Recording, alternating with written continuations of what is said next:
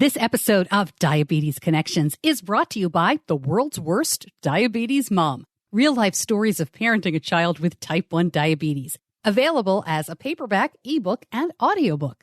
Learn more at diabetes-connections.com or order from Amazon. This is Diabetes Connections with Stacey Simms. Welcome to a Minisode of Diabetes Connections, one of our shorter episodes where I share some thoughts on one topic of diabetes management. I'm your host, Stacey Simms, and my son was diagnosed 13 years ago, just before he turned 2. Before I jump into this week's topic, which I really feel pretty strongly about, I want to give a thank you to Diabetes Forecast magazine. We are in their January-February issue as one of the top trending items for winter. And it just cracked me up when I get the magazine. So when I opened it, I laughed only because of the picture that they shared. I knew it was coming. They had asked to review it in the fall, but I didn't know that there would be a full picture. And I certainly didn't know it would be so funny. It's a woman, with the book over her face, kind of like, oh my God, I can't believe I'm reading this. And I can't believe what I'm reading. But the funniest thing is that a lot of people thought that woman was me. It's not, but I can kind of see it. And it's so funny to think that even with social media and everything else, because this is basically a radio show, you probably have a picture in your head of what I look like. I always do that for people on the radio. And then you meet them and you're like, that's not what I thought they would look like at all. So if I get a chance to meet you, you can tell me what you thought I looked like. But anyway, thank you so much, Diabetes Forecast. I really appreciate that. And thank you to everybody who's sharing the book. After you listen to the show today, you might say I really am the worst. But I really do feel very strongly about this. So let's talk about it. This topic of sharing photographs of children in the hospital, sick day photos, this is something that is very sensitive to a lot of people. But let's talk about why I truly think it is a bad idea to share what I'm going to call these photos of your child in distress. So for the purpose of this episode, let's say children in distress includes hospital photos, sick day photos, a child upset about aspects of care, like getting a shot or an inset, any photo that shows your child in a moment of distress or pain or hurt. We see these all the time on social media. A casual post of, tough night of lows, and a sleeping child with a juice box next to them. Or something maybe a little stronger, we're in the ER today, couldn't keep fluids down and needed hydration. And then you see the child miserable in the hospital bed. We see these photos used by organizations and news outlets, Beyond Type 1, JDRF, Diabetes Daily. I am affiliated with a lot of these groups in terms of sharing content, right? You've seen they'll post my stuff, I'll post their stuff. But I think it's important to call it when I see it. And every time I see it, I just cringe. Now, I know what you're saying already, right? This is important. We need to show the real side of diabetes, right? We need to show more than the smiles when a kid gives himself a shot for the first time or, gets over the fear. If you listen to my longer show that airs on Tuesday, you know that every week we do a Tell Me Something Good. And I very happily show pictures of those people who are featured each week. And I have been accused of being more positive and, too rosy sometimes. And, but when we're talking about realism, right? Everybody says we need to show the hospital days, they happen. We need to show diabetes isn't fair. Well, of course we do. Yes, we need to show that. That is important. And I am all for realism. I promise it is not sunshine and unicorns and rainbows over here. But you know what we don't need to do to show that? We do not need to exploit children. And that's what's happening here. These are kids who cannot give consent to be featured. They can't give consent. They are too young. And they have just as much right to their privacy as we do. How would you feel if someone took a photo of you at your most vulnerable and posted it on Facebook? Let's just back up and think about this. And I will get to when I think it can be done and how it can be done in a way that educates and informs and brings out emotion and still protects the child. But right now, let's stay on these photos of distress. And I did a little bit of research on this, and there are a lot of articles, about social media and photos, there's not a lot of research because this is still so new. And when I say research, I mean real scientific published paper, that kind of research. But I did find some interesting articles, and I'll link all of these up in the show notes on the episode homepage. So here's an article from Dr. Christy Goodwin. She's the author of Raising Your Child. She has a PhD in the impact of digital technology on children's learning. And she says that right now, sharing every part of our lives has been normalized by social media. But what happens really when you dial it down is that it's a desire for a like, which is really a desire to feel connected, which she says is one of our biological drivers as a human, and it is needed to experience empathy. It does fulfill a purpose. So Dr. Goodwin says, and here's a quote, "For many parents, when their kids are seriously sick, they have lost all control and their world is literally spinning out of control. When parents go on social media, they have a sense of control over their life again. They can post things and choose exactly what aspects of their child's sickness that they want to post." Another article is from a pediatric hospitalist from St. Louis Children's Hospital, Dr. Siobhan Bhaskar. But she says, "We are all looking for support when our loved ones are not well. But when your child is running a fever or has a broken bone, please put down the camera, step away from the screen. I'm sure if your child had a choice, they want to look their best too, like you do. And your child would not appreciate a picture of them looking tired and run down on the emergency room bed. We talk so much about patient privacy rules and rights, but what about the privacy rights of our little ones? Or do we think they just don't have any?" she says. And I'm going to take this one step further because I do think while we're on this topic of digital privacy, it's a good time to sneak in something else. In my Facebook group, I have a local Facebook group in the Charlotte area that I started, I don't know, maybe 5 or 6 years ago. And when I wrote the rules and regulations for the group, right, the admin announcements, here's what I wrote. "Please think twice about any pictures you post of your children. A picture of a pump inset on a naked toddler's backside may be completely innocent, but there are creeps out there. This is a closed group, but there is no guarantee of privacy on any social media outlet. Please, please crop pictures like this very closely so we can't tell what body part it is for your child's protection." And then I go on to say, "Same warning for posting pictures of your child in distress. This includes hospital pictures, pictures during illness, etc. You have our support and sympathy already. Your child has his or her own right to privacy and may not appreciate being pictured online in such a manner. These pictures aren't banned, but take a moment to think about why you might want to post something like that."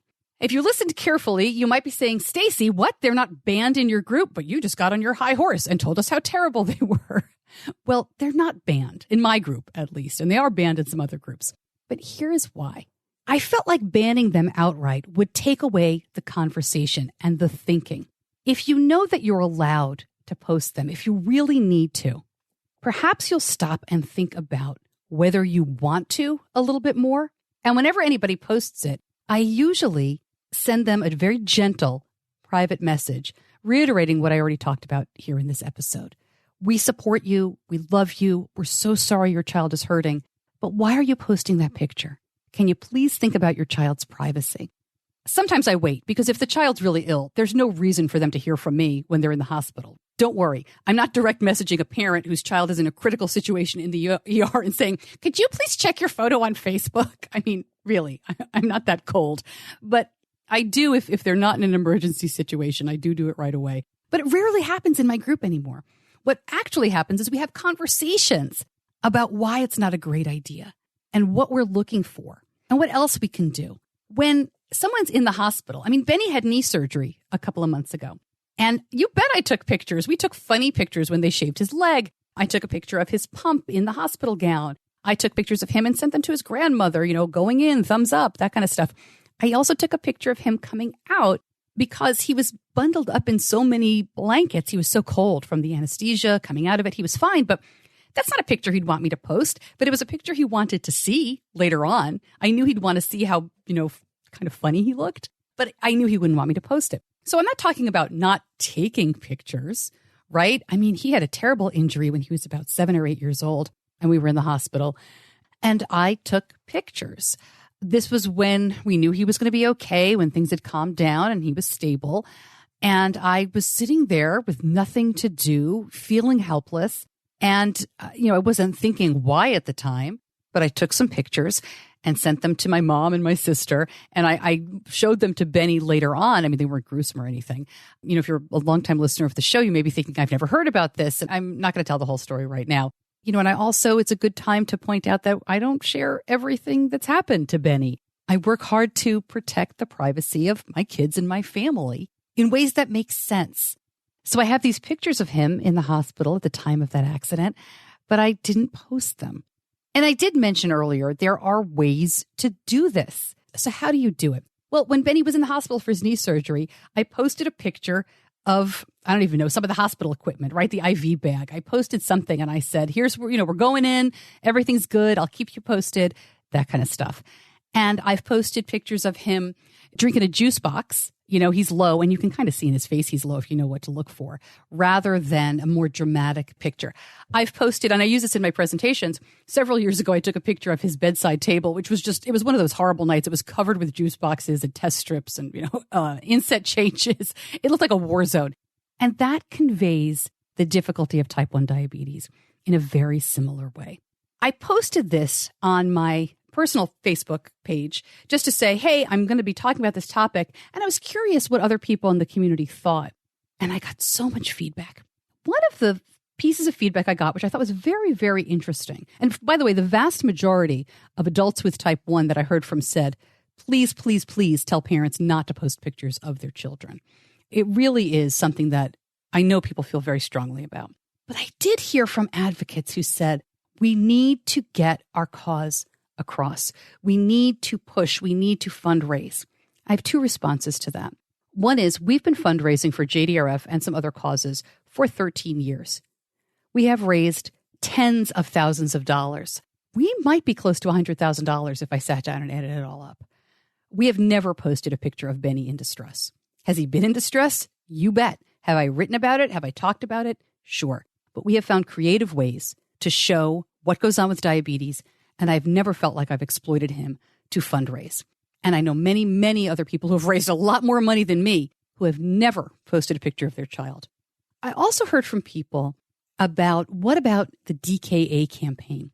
Now, if you're not familiar, there is a campaign, and it's a great campaign, to diagnose type 1 diabetes sooner. So many cases of children and adults diagnosed while they're already in DKA, while their lives are in danger. It's the most dangerous time to be type 1 diabetic before anybody knows that you are. And the thinking was, we need to show the faces of this. We need to show what can happen so that laws can change. And as I'm speaking about this, I'm also thinking about the Insulin for All campaign and people who are dying because they're rationing insulin. But I'm going to give you the example of Regan Oxidine. And this is a little girl here in North Carolina. She was a toddler. She died. She had type 1 diabetes. It was misdiagnosed again and again. Finally, she was hospitalized, but it was too late. And her story has been told several times. I'll link it up in the show notes. Previously Healthy was a wonderful bit of journalism, photojournalism done by the folks at Beyond Type 1. But I bring up Regan because it actually illustrates the point I'm trying to make, that we can affect change and we can get the point across, even if in this case it is a terrible point, without photos that are exploitive. If you're familiar at all with Regans Story, what may first come to mind is the most impactful picture, in my opinion. And it's not her in the hospital, and it's not her looking ill and in distress. It's a devastating photo. It's just her mother's hands holding Regan's tiny little shoes. Her shoes fit in her mother's hands. I'll post this picture. It's incredibly powerful. It's disturbing in its own way, but it is not exploitive at all. And it is a photo that really affected change. The law changed in North Carolina. Now, is it as a strong law as everybody wanted? No. And we've done episodes on this. I will link up more information on the episode homepage so you can see exactly what happened. It's frankly more of a recommendation for pediatricians, but it got the awareness out. It got legislators talking about it. There are other cases of children and adults who have died, and they have been pictured online in many different ways. I am not going to judge those parents. frankly, that takes us down a different road. I'm not sure how I feel about that. And it is certainly not for me to judge how those parents, how those families react. However, that's not exactly what I'm talking about here. And I think we all know that. I'm talking about the case of your child who's throwing up, run-of-the-mill sick, maybe has ketones that you're treating, who just looks awful. And, you grab the camera because isn't that what we do? It's so interesting to me how much things have changed. I mean, when Benny was diagnosed in 2006, nobody had a camera because it wasn't on our phones, right? It never occurred to us to take pictures of Benny in the hospital with type 1 diabetes being diagnosed, because who would bring a camera to something like that? And you know what? I wish I had those pictures, only because there were so many funny and touching and wonderful and sad moments that I remember. But I'd like to see little baby Benny ripping off all the stuff that was on him. We had such a hard time keeping anything on him. He was like a little baby Hulk pulling off the sensors and things like that. I'd like to see him maybe getting his first shot. He was so brave. I'd like to see his sister hugging him. All the things that are in my head, but that I don't have a photo of. And it's because times have changed so much that we don't think about photos. I have thousands of pictures on my phone, right? I don't even know what they're of anymore. We just take them and I screenshot and I save things, and we don't even think about pictures anymore. But I'm telling you, these are pictures that we need to think about. I also think it's important to keep in mind, and we all know this, but we don't really think about it when we're posting. The internet is forever. And if you've posted a picture of your child in distress, your child might be 5 years old, that photo will live forever. Your child will probably find that photo at some point in their life. So before you post another photo, just stop and think for one moment. I don't care if it's a closed Facebook group. I don't care if it's a private Facebook group. That's a bunch of bull. Nothing is private in social media. The minute you hit post, somebody else can screenshot it, somebody else can save it, somebody else can forward it. You have no idea where it's going, right? So just take a moment to think, why am I doing this? What do I need right now? If it's support and sympathy, I promise it's out there. If it's showing the real side of diabetes, I promise there's a way to show that without exploiting your child. And if the next time you post, you're thinking, well, but, think carefully. What comes after that but? What is stopping you? Is there a little bit of doubt in the back of your mind? If there is, wait another 10 minutes. Think it over. You can't take it back once it's out there. I promise there is love and support and sympathy and understanding and empathy and fundraising and awareness without posting these kinds of pictures. Agree? Disagree? I know a lot of people feel very strongly about this. And I know when this gets posted, most people aren't going to have listened all the way to the end. They will see the headline and they will tell me I'm a terrible person. So keep in mind, I am the world's worst diabetes mom. What do you think? I really would love to hear from you, all kidding aside. We will put this in the Facebook group. I'll be talking about it on social media when the episode airs. And of course, I'm Stacey at diabetes-connections.com. You can find out a lot more about the show, about the book, and about this episode on the website. Of course, there is a transcription. All the episodes beginning this year have that transcription on the episode homepage. All right, back to our regular full-length episodes every Tuesday, and then these minisodes on Thursday. I'm Stacey Simms. I will see you back here next week. And until then, be kind to yourself.